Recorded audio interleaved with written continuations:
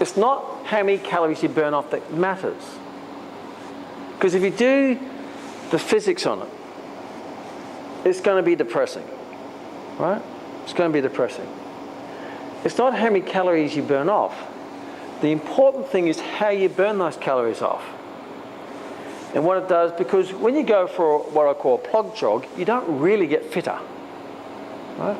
You know, people going out for their walks, and that's nice. I don't call that exercise, or I call that recreational walking. And enjoy that. I'm not saying not to do that. But that's not actually creating any physiological change in your body. If you want to turn your body into what I call a fat-burning machine, because if you look at Usain Bolt, right? Is he lean? Huh? He's ripped.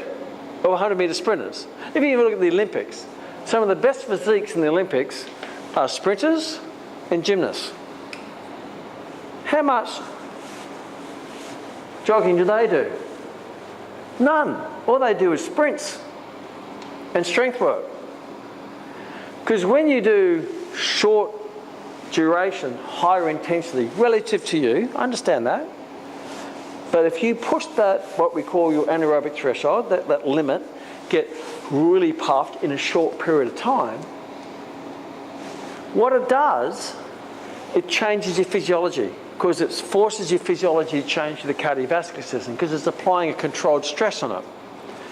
And the things that change is that you will increase your cardiovascular fitness, you increase what we call your maximum volume of oxygen uptake, it means you get fitter, right? But you don't get fitter by going slower.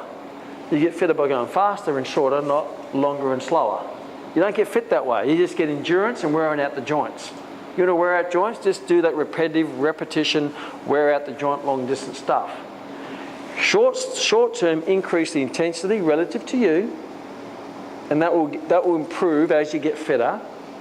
Go shorter, go harder relative to you.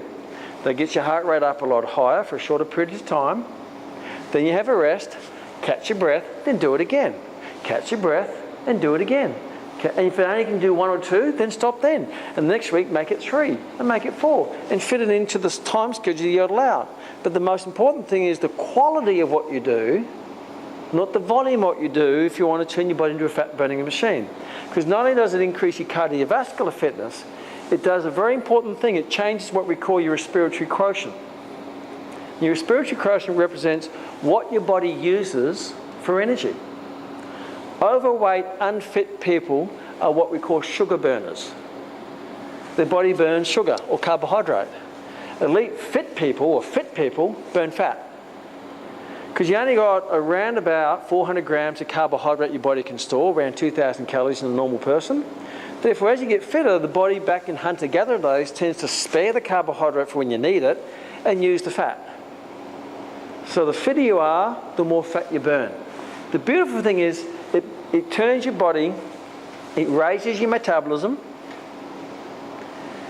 it increases your cardiovascular fitness, and it gets your body to prefer to burn fat, not just during the exercise session. But as you get fitter, you increase your metabolism, increase your fat burning capacity 24/7. Because now what you're doing is you're changing your physiology. And when you change your physiology, it changes it all day long. If you go for a walk, you only burn calories in that walk.